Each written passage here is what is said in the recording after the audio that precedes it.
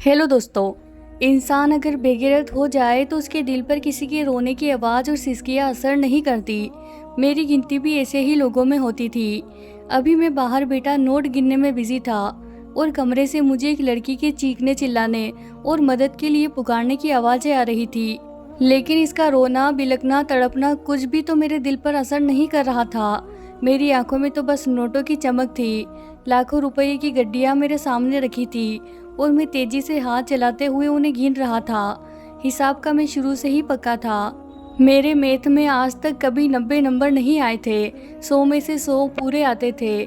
जिसकी आवाज़ मेरे कानों में गूंज रही थी वो एक बेसहारा सी लड़की थी। घर में 6 बहनें थी और यह सबसे बड़ी थी। बाप नहीं था, माँ विधवा थी। घर का गुजर बसर करने का कोई जरिया नहीं था।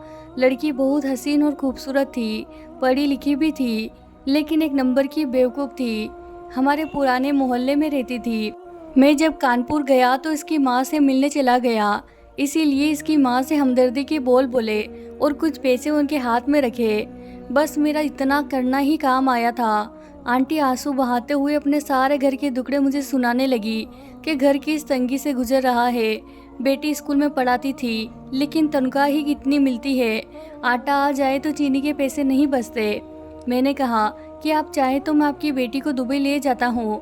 वहाँ पर स्कूल की नौकरी भी करेगी तो बहुत पैसे कमाएगी और क्या पता आप लोगों को भी वहाँ बुला ले।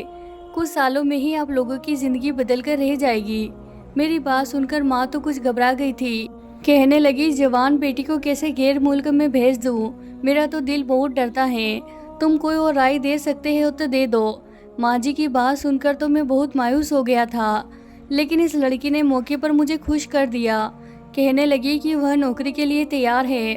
मैंने उसे इसकी सारी डॉक्यूमेंट्स मांगी, पढ़ाई का पूछा और कहा कि अगर इसकी नौकरी दुबई में लग गई तो मैं इसे वीज़ा और टिकट भेज दूंगा, और वह भी बिल्कुल फ्री। सारा खर्चा तो स्कूल वाले उठाएंगे और रहने का इंतजाम भी स्कूल के अंदर ही होगा।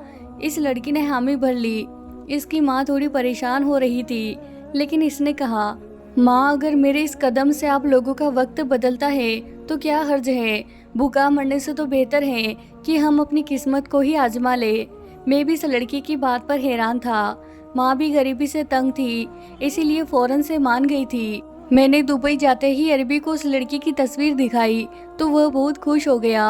वीज़ा टिकट का सब इंतजाम कर दिया था। जैसे ही वह लड़की दुबई के एयरपोर्ट पर पहुंची तो मैं फौरन से लेने चला गया। एयरपोर्ट से अरबी के घर तक के सफ़र में मैंने उसे बताया था कि स्कूल में लेकर जा रहा हूँ, लेकिन जब इसने घर देखा तो पूछने लगी, यह तो घर की तरह है। मैंने कहा, अंदर चलो, स्कूल ही है। वैसे भी वह लड़की मेरी निगरानी में थी, यहाँ से भाग नहीं सकती थी। इसके सारे रास्ते में बंद कर चुका था। जब घर के अंदर दाखिल हुआ तो मैंने इसका बाजू जोर से पकड़ लिया। मुझे फ़ौरन से देखने लगी। मेरे चेहरे के अंदाज अब बदले थे। वह मुझे सवालिया नज़रों से देखने लगी, मगर जब मेरे चेहरे पर एक शैतानी मुस्कुराहट देखी तो इसकी सफ़ेद रंगत बिल्कुल पीली पड़ने लगी। इसके वजूद में झुंझुनी सी हुई थी, जो कि मैं महसूस कर चुका था। वह कहने लगी, ये क्या बदतमीजी है, मेरा बाजू छोड़े। मैंने कहा कि जुबान बंद करो वरना काट के फेंक दूंगा। अंदर तुम्हें एक अरबी नज़र आएगा और तुम्हें इसी के बताए हुए काम करने हैं, कोई चालाकी नहीं। बस तू अरबी जो कहे वो मानेगी। अगर जरा भी तुमने चू चा करने की कोशिश की तो तुम्हारा गला दबाकर यहीं मारकर यहीं दफन कर दूंगा, समझी? मेरी बात सुनकर वो बहुत डर सी गई थी, घबराई हुई भी थी। कहने लगी, क्या मतलब है? आप मुझे धोखे से यहाँ लाए हैं? मैंने कहा, हाँ मैं तुम्हें धोखे से यहाँ लाया हूँ, और अंदर जाकर तुमने जरा भी अरबी के सामने बदतमीजी या कोई भी नाटक करने की कोशिश की तो देख लेना, अंजाम की जिम्मेदार तुम खुद होगी। जैसे मैं इसे अंदर लेकर गया, वह भी बेचैनी से इस लड़की का इंतजार कर रहा था। इसे देखकर मुस्कुराने लगा, फिर मुझसे कहने लगा, इसे समझा तो दिया है ना? मैंने कहा, हाँ सब कुछ समझा दिया है। अगर फिर भी यह लड़की कुछ भी शोर शराबा करे तो इसे यहीं मारकर दफन कर देना, तुम्हें कोई भी पूछने वाला नहीं होगा। मैंने इस लड़की को अरबी की तरफ धकेला था। वह इसके साथ जाकर टकराई थी। अरबी ने इसे अपने कब्जे में ले लिया तो वह चिल्लाने लगी। मेरी तरफ उंगली से इशारा करके कपकपाई हुई आवाज़ से कहने लगी कि मुझे धोखे से यहाँ लाया है, मुझे वापस अपने घर जाना है। मैं बहुत शरीफ लड़की हूँ, मेरे माँ बाप बहुत शरीफ थे, मेरे साथ जुल्म ना करो। लेकिन यहाँ कौन था जो इसकी पुकार सुनता था, ये इसकी शराफत का सबूत मांगता। वह अरबी मुझसे कहने लगा कि जाओ, तुम्हारा काम हो चुका है। मैंने कहा ऐसे कैसे, मेरे पैसे मुझे दे दो। मुझे अरबी ने अपने सिक्योरिटी गार्ड को आवाज़ दी, कहने लगा इसका हिसाब चुकता करो। यह कहकर वह लड़की को सामने कमरे में ज़बरदस्ती ले गया। कमरे का दरवाज़ा बंद हुआ। मेरे सामने नोटों की गड्डियाँ रख दी गई थी। मैं वहीं लॉन्च में बैठकर पैसे गिनने लगा। साथ साथ इस लड़की की चीखें पुकार भी सुनाई दे रही थी। वह रो रही थी, मदद के लिए पुकार रही थी कि रब के लिए मेरे साथ यह जुल्म ना करो, मुझे छोड़ दो। मैं एक शरीफ खानदान की लड़की हूँ। मैं तो बहुत मजबूर और गरीबी में अपने घर का भला करने के लिए निकली थी। मेरे हाल पर रहम करो। लेकिन मेरा दिल तो जैसे गुनाहों की कालिक से काला हो चुका था, इसीलिए इस लड़की की सिसकियाँ भी बेअसर थी। मैंने नोटों को जेब में डाला और वहाँ से बाहर निकल गया। मेरा काम यही था। मैं बेबस यतीम बेसहारा लड़कियों को कानपुर से नौकरी का जासा देकर दुबई ले आता था और इस अरबी के यहाँ बेच देता था। इस लड़की का सौदा भी मैंने किया था, वह भी पूरे 5 लाख का। 2 सालों में मैं काफ़ी लड़कियों को सऊदी में लाकर बेच चुका था और मैं कानपुर में मेरा अपना घर था। मेरी बीवी को यही पता था कि मैं दिन रात यहाँ पर मेहनत करता हूँ और पाई पाई जोड़कर इसको भेज देता हूँ। वह बड़े फूक फूक कर खर्च करती थी। पैसा बचाकर उसने घर बना लिया था। मेरे बच्चे अच्छे स्कूल में पढ़ रहे थे। घर में किसी चीज़ की कोई कमी नहीं थी। फिजूल खर्ची मेरी बीवी नहीं करती थी, लेकिन हर ऐशो आराम की चीज़ मेरे घर में मौजूद थी। मुझे दुबई से आए अभी कुछ महीने ही गुजरे थे कि एक दिन मेरी माँ का फ़ोन आ गया। वह फ़ोन पर बहुत ज़्यादा रो रही थी। उनकी आवाज़ सुनकर मैं परेशान हो गया। मैंने कहा कि आपको क्या हुआ है? कहने लगी, अमन तुम जल्दी से घर लौट आओ, तुम्हारे भाई को दिल का दौरा पड़ा है, वह अस्पताल में है और डॉक्टर भी कुछ उम्मीद नहीं दे रहे। मेरा दिल बहुत घबरा रहा है। यह सुनना था कि मुझसे रहा ना गया। मैंने पहली फुर्सत में अपनी टिकट कटाई और कानपुर लौट आया। मैं सीधा हॉस्पिटल ही गया था। मेरा भाई आखिरी सांसें ले रहा था। मुझे इसने भटकती हुई आंखों के साथ देखा। मेरा दिल भी कुछ लम्हों के लिए रुककर दोबारा धड़का था। तड़प कर मैंने अपने भाई को गले लगाया। इसकी आंखों से आंसू बह रहे थे। कहने लगा, मेरी बीवी बच्चों का ख्याल रखना, मेरे सिवा उनका कोई भी सहारा नहीं है। मैंने कहा, भाई आप ऐसी बातें ना करें, आपको कुछ नहीं होगा। मैं पानी की तरह पैसे बहा दूंगा, लेकिन आपका इलाज करवाऊंगा। शायद मेरे मुर्दा ज़मीर के खून ने जोश मारा था, इसीलिए मैंने डॉक्टर से बात की, लेकिन उन्होंने कहा कि आपके भाई के बचने की कोई उम्मीद नहीं है। बस चंद घंटे ही मैंने अपने भाई के साथ गुजारे थे और फिर वह आखिरी सांस ले चुके थे। हमारे घर पर तो जैसे कोहराम सा मच गया था। मेरी माँ को तो होश ही नहीं आ रहा था। जैसे होश में आती हकीकत को जानती कि भाई नहीं रहे तो बस दोबारा बेहोश होकर गिर जाती। भाभी का भी यही हाल था। रो रो के आंखें सूज गई थी। मेरे बड़े भाई के 2 बेटे थे, बेटी नहीं थी, लेकिन दोनों ही कम उम्र थे। एक 10 साल का था और एक 18 साल का। कुछ दिन तो मैंने भाभी से सभी खानदान वालों और रिश्तेदारों के सामने काफ़ी हमदर्दी जताई, लेकिन फिर मेरे अपने खर्च भी बहुत थे। मैं भाभी के खर्च कैसे पूरा कर सकता था? फिर माँ की जिम्मेदारी भी मुझ पर आ पड़ी थी। हम 2 भाइयों के अलावा और कोई तीसरा नहीं था। कुछ दिन बाद जब मैंने पूरे हालात पर ध्यान दिया तो मुझे ऐसा लगा कि मैं घर के सारे खर्चे पूरे नहीं कर सकूंगा। मेरे दोनों भतीजे छोटे थे, कामकाज के काबिल नहीं थे। सोचने लगा कि ऐसा क्या करूं कि भाभी खुद ही कमाने लगे। मेरे दिमाग में एक धमाका सा हुआ था। जो ख्याल मेरे गंदे दिमाग में आया था, मैं इसे सोचकर शैतानी हंसी हंसने लगा। मेरी भाभी अभी भी खूबसूरत और जवान थी। मैंने कहा कि इसकी खूबसूरती आखिर किस काम आएगी। चलो अच्छा है कि भतीजे के साथ साथ मेरी माँ को भी खर्चा मिलता रहेगा। मैं भला क्यों अपने ऐशो आराम को कम करूं और यतीम भतीजों के सर पर हाथ रखूं। इनकी माँ है तो वह खुद कमाएगी और अपने बच्चों के साथ साथ मेरी माँ को भी पालेगी। यह सोच आनी थी कि इतनी देर में मैं शैतानी मुस्कुराहट सजाए हंसता रहा। धीरे धीरे वक्त गुजरा। मेहमानों का आना जाना भी रुक गया। भाभी भी भाई की मौत को भूल चुकी थी और खामोशी से घर के कामों में मेरी बीवी का हाथ बटाने लगी थी, जबकि माँ तो गहरी सांस लेकर कभी मेरे चेहरे की तरफ देखती तो कभी मेरी भाभी को देखती और यही कहती कि बेटा तुम्हारा भाई तो चला गया है, अब तुम कैसे 3 और लोगों का खर्चा चलाओगे। इसके बाद तेरे 2 भतीजा भी स्कूल जाते हैं, कल को बड़े होंगे, उनको भी पढ़ाई दिलवानी होगी और फिर कल को और खर्च बढ़ते चले जाएंगे, तो अकेला भला यह सब कैसे कर पाएगा। माँ काफ़ी परेशान थी, मगर मैं तो सारा इरादा बना चुका था, बस अब इस पर काम करने की देर थी। कुछ दिन गुजरे तो मुझे भी वापस जाना था। भाभी भी बड़ी खुददार औरत थी, मुझे कहने लगी कि भाई कोई नौकरी है तो मुझे लगवा दो, ताकि मैं अपने बच्चों की खुद परवरिश कर सकूं। मैंने भाभी से कहा कि आप कितनी पढ़ी लिखी है। भाभी चुप हो गई, क्योंकि मैं जानता था उन्होंने तो सिर्फ सरकारी स्कूल में 8वीं क्लास पढ़ी थी, और 8वीं क्लास पढ़ी भला क्या नौकरी कर सकती थी। वह भी खामोश हो गई और फिर कहने लगी कि मैं पढ़ी लिखी तो नहीं हूँ, मगर कपड़े बहुत अच्छे सिलाई करती हूँ। मेरे सिले हुए कपड़े तो बड़े बड़े बुटीक वाले भी नहीं सी सकते हैं, मेरे हाथ में बड़ी सफाई है। भाभी की बात सुनी तो मैं चौंक सा गया। दिमाग में फ़ौरन एक इरादा बना। मेरी माँ भी वहीं पर मौजूद थी। मैं फ़ौरन भाभी से बोला कि भाभी आप क्यों ना मेरे साथ दुबई चले, वहाँ पर तो इतनी बड़ी बड़ी बुटीक हैं जो कि रोज़ नई ब्रांच खोलता है, और वहाँ पर दर्जियों की ज़रूरत होती है। क्यों ना मैं आपके सिए हुए खूबसूरत कपड़ों के डिज़ाइन दिखाऊं, अगर उन्हें पसंद आ जाए तो आप और आपके बच्चों की ज़िंदगी बदल जाएगी। भाभी ने जब यह सुना तो उनके चेहरे पर एक सुकून फैला था। वह खुश हो गई और बोली कि अगर तुम मुझ पर यह एहसान कर दोगे तो मैं ज़िंदगी भर तुम्हारी एहसानमंद रहूँगी। मेरी भाभी आंसू पोंछते हुए बोली थी। मेरी माँ भी खुश हो गई। मुझे अपना प्लान कामयाब होता हुआ दिखाई दिया। मैं चंद रोज बाद वापस दुबई चला गया। दुबई पहुंचा तो जाकर अरबी से मुलाकात की और फिर इसे अपनी भाभी के बारे में बताया। इसने जब मुझसे यह सुना तो वह एक शैतानी हंसी हंसा और फिर मुस्कुराकर कहने लगा, तुम जैसा लालची आदमी मैंने आज तक नहीं देखा, जो पैसों के लालच में अपने घर की इज्जत भी बेचने से पीछे नहीं रहा। अगर कोई और गैरतमंद होता तो शायद यह बात सुनकर इसकी इज्जत जोश मारती, मगर मेरी तो गैरत और इज्जत सब ही सो चुके थे।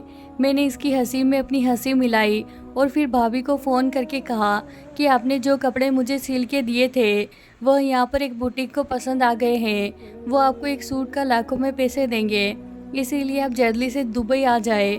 फिर क्या था, मैंने भाभी को टिकट भेजा और कुछ दिन में वो दुबई पहुँच गई। वो अपने बच्चों को मेरी माँ के पास ही छोड़कर आई थी। जब यहाँ पहुँची तो रोने लगी। उन्हें अपने बच्चों की याद आ रही थी। आखिर को माँ थी, मगर मैंने उनको दिलासा दिया कि भाभी एक बार आपका कारोबार चल जाए फिर आप बच्चों को भी यहीं ले आना। भाभी मुस्कुराई थी। मैं उन्हें गाड़ी में बैठाकर ले जाने लगा। वह कहने लगी कि तुम मुझे बुटीक लेकर जाओगे। मैं कहने लगा कि नहीं भाभी, मैं पहले आपको अपने घर लेकर जाऊंगा, इसके बाद ही हम बुटीक जाएंगे। वह भी खामोश हो गई। कुछ देर बाद हम अरबी के घर पहुंच चुके थे। जैसे ही भाभी अंदर दाखिल हुई तो इतना बड़ा घर देखकर चौंक उठी। कहने लगी, वाह देवर जी, आपका घर तो बड़ा ही खूबसूरत है। मैंने उन्हें वहीं पर बिठाया। वह सोफे पर बैठी हुई थी कि तभी मैंने अपने मोबाइल पर एक कॉल की और फिर उनसे कहा कि आप बैठे, मैं आपके लिए कुछ ठंडा लेकर आता हूँ। भाभी वहीं बैठी थी कि तभी कमरे का दरवाज़ा खुला और वह अरबी कमरे से निकलकर बाहर आया। भाभी ने गैर आदमी को वहां देखा तो फौरन अपना चेहरा छुपाने लगी और मुझे आवाज़ देकर बोली, ये कौन है, यहाँ पर गैर आदमी क्यों अंदर आ गया है। मैं मुस्कुराया और बोला कि भाभी, यह मेरा दोस्त है जो यहीं पर रहता है, आपको इसके रहने से कोई मसला तो नहीं है। भाभी के चेहरे के अंदाज बदले थे, जबकि मेरे चेहरे पर उदासी देखकर वह परेशान हो गई। तभी उस अरबी ने भाभी को अपनी गिरफ्त में ले लिया। भाभी चीखकर इससे अलग होना चाहती थी। इसने भाभी को थाम रखा था। मैंने वह जूस का गिलास भाभी को देने के बजाय खुद ही पीना शुरू कर दिया और बोला, वेलकम टू दुबई भाभी। भाभी शायद समझ चुकी थी। वह चीखने चिल्लाने लगी, रोने लगी, मगर अरबी ने मेरी भाभी के चेहरे पर एक थप्पड़ मारा और बोला कि खबरदार, जो तुम्हारे मुंह से एक और लफ्ज़ निकला वरना जरा भी लिहाज नहीं करूँगा और यहीं पर तुम्हारे टुकड़े टुकड़े कर दूंगा। इतना कहकर वह मेरी भाभी को घसीटकर कमरे में ले जाने लगा। मेरी भाभी चीख रही थी, मगर मैंने उनसे कहा कि यह तो मेरा बिजनेस है, इतने सालों से यहाँ पर यही सब तो कर रहा हूँ, आप क्यों परेशान होती हैं। जो कुछ अरबी कहता है वह करे। इसके बदले आपको लाखों रुपए मिलेंगे। जरा भी तो सोचे, आपके बेटों का आने वाला कल संवर जाएगा। इतना सुनकर भाभी चीखकर रोने लगी और कहने लगी, रब तुम्हें माफ़ नहीं करेगा। तुमने अपने भाई की विधवा के साथ इतना गलत काम किया है, मैं तुम्हें कभी माफ़ नहीं करूँगी। याद रखना, तुम्हें मेरी और मुझ जैसे कितनों की बद्दुआएं लगेगी। तुम यहीं बैठकर अपना मुंह नोचोगे। मैं भाभी की धमकियां सुनकर हाथ के इशारे से बोल रहा था कि जा, बड़ी आई धमकियां देने वाली। इतनी तेरी दुआओं में असर होता तो अपने पति को भी बचा लेती। अरबी ने जैसे नोटों की गट्टी निकालकर मेरी तरफ उछाली, जिसे मैंने बड़ी खुशी से पकड़ ली और पैसे गिनने लगा। नोट गिनना तो शायद मेरा पसंदीदा शौक था। मेरी भाभी चिल्ला रही थी, बार बार अपने पति का नाम ले रही थी, मगर मुझ पर तो जैसे किसी बात का असर नहीं हो रहा था। मैं जानता था वो अरबी पहले मेरी भाभी के साथ गलत करेगा और इसके बाद उन्हें जाकर बेच देगा और ऐसी जगह बेचेगा जहाँ पर रातें जागती थी और दिन सोते थे। मैं अपनी भाभी को अरबी के पास छोड़कर वापस अपने फ्लैट में आ गया और सोचने लगा कि अब कानपुर से और कौन सी लड़कियां मंगवाई जाए। मैं इन्हीं सोचों में गुम था और मुझे अरबी ने कुछ पैसे भी भिजवा दिए थे, जो कि जाहिर सी बात है उन लड़कियों के थे जिनको आज तक मैं यहाँ पर लाया था। उनमें से कुछ नफ़ा मैंने रखा और बाकी पैसे कानपुर उनके घर भेज दिए, जिससे यह लगे कि वह लोग भी यहाँ पर अच्छी इज्जत की रोजी कमा रही है। मैं एक रोज़ सारा दिन पैसा लूटकर ऐश करने के बाद सो रहा था कि मेरे मोबाइल पर फ़ोन आया। जब नंबर देखा तो मेरी बीवी का था। इस वक्त तो वहाँ पर रात थी। मैंने चौंकते हुए जब बीवी का फ़ोन उठाया, वो रो रही थी। इसका रोना मेरे दिमाग में कई ख्याल ले आया। मेरा ध्यान अपनी माँ की तरफ गया कि रब ना करे मेरी माँ मर तो नहीं गई थी। मैंने बीवी से पूछा तो वह रोते हुए जो बोली, उसे सुनकर मेरे पैरों के नीचे से ज़मीन निकल गई। बीवी कहने लगी कि गुड़िया 7 दिन से लापता है, वह हमें कहीं नहीं मिल रही। स्कूल से वापस घर नहीं आई। हम कई दिन से ढूंढ रहे हैं, पुलिस को भी खबर दे दी, मगर कहीं से कोई खबर नहीं मिली। आप जल्दी से कानपुर आ जाए। मेरा दिल बेटे जा रहा है, कहीं इसके साथ कुछ गलत ना हो जाए। मैंने जब बीवी की यह बात सुनी तो सर पर पहाड़ टूट पड़ा। बौखलाते हुए अंदाज में बीवी पर चिल्लाने लगा कि तुमने मेरी बेटी को संभाल कर क्यों नहीं रखा, तुम उसे स्कूल से लेकर आती। उसकी उम्र इस वक्त 14 साल थी। मैंने इसी पल सोचा कि मैं कानपुर जाऊंगा। मेरी बच्ची 7 दिन से गायब थी, ना जाने किन दरिद्रों के हाथ लगी थी। दिल में अजीबोगरीब ख्यालात से थे। मेरे पास जो भी पैसे थे या तो बैंक में थे या मैं उड़ा चुका था। इसीलिए फ़ौरन अरबी के फ्लैट की तरफ चला गया ताकि पैसे ला सकूं। 3-4 दिन से मैं इसके फ्लैट में भी ना गया था। मैं रोता हुआ इसके फ्लैट पर पहुंचा तो वहां पर मौजूद सिक्योरिटी ने अंदर जाने से मना कर दिया। कहने लगा कि तुम अभी नहीं जा सकते, सर बिजी है।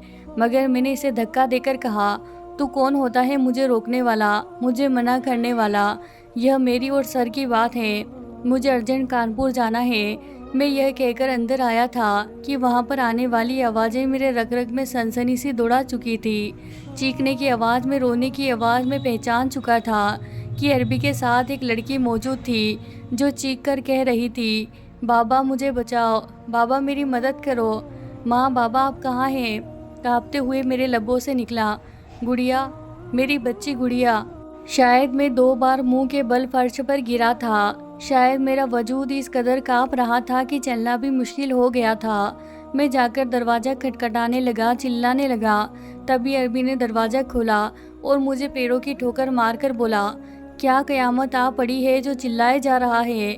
मैं इसके अल्फाज नज़रअंदाज करता कमरे की तरफ देखने लगा, जहाँ मेरी बच्ची गुड़िया कमरे के कोने में सेमी हुई बेटी खुद को छुपाए हुई थी। मैं आंखें बंद करके खुद को पीटने लगा। मैंने अपना मुंह इस कदर नोचा कि जख्म हो गए। बेटी तो बाबा को हीरो समझ रही थी। वो भागकर मेरे पास आई और सीने से लगाकर बोली, बाबा यह अंकल मुझे ज़बरदस्ती यहाँ ले आए। और अरबी अब सब समझ चुका था, अपना मुँह छुपाने लगा। मैं गुस्से से आँख बबूला होकर अरबी को मारने लगा, मगर वह मुझे मारकर बोला, अब क्या हुआ? इज्जत जाग गई? बेटी का चिल्लाना सुना तो इज्जत जाग गई? आज से पहले अनगिनत लड़कियां भी तो लाए थे तुम, और मुझे क्या खबर कि मेरा दूसरा बंदा तुम्हारी ही बेटी उठा लेगा। बेटी जो मुझे अपना रखवाला समझ रही थी, हकीकत सुनकर कई कदम पीछे हटी। मैं रोता बिलखता रह गया। आज मुझे हर लड़की की तकलीफ का अंदाजा हुआ था। मेरी बच्ची कैसे चिल्ला रही थी, अपने बाल नोच रही थी। मेरी लाडली बच्ची गुड़िया ने इसी कमरे की खिड़की से कूदकर अपनी जान दे दी। 13वीं मंजिल से नीचे कूद गई थी मेरी गुड़िया और मैं बेबसी से खुद को नोचता रह गया। तभी एक कमरे का दरवाज़ा खुला जिसमें 3 लड़कियां जानवरों की तरह जंजीरों से बंधी थी। सब ने एक थूकने वाली नज़र मुझ पर डाली थी। उनमें मेरी भाभी भी थी। मैं किस मुंह से कानपुर जाता। जो लड़कियां वहां मौजूद थी, मैंने सभी को आज़ाद करवाया, जो आज़ाद करवाना मेरे बस में था, जिनमें मेरी भाभी और 2 लड़कियां शामिल थी। बेटी की लाश उठाकर घर पहुंचा। हकीकत सबके सामने थी। माँ मार रही थी तो बीवी गिरेबान खींच रही थी। मोहल्ले वाले थू थू कर रहे थे, जबकि मैं अपनी मौत का तलबगार बना खड़ा हुआ था। मैंने जो किया मेरी औलाद ने इसकी सज़ा भुगती थी। तो प्यारे दोस्तों, ये थी हमारी आज की कहानी। उम्मीद करती हूँ आपको कहानी पसंद आई होगी। दोस्तों, अगर कहानी पसंद आए तो इसे ज़रूर लाइक कीजिए और अभी तक आपने हमारे चैनल को सब्सक्राइब नहीं किया है तो प्लीज़ कर ले। धन्यवाद दोस्तों।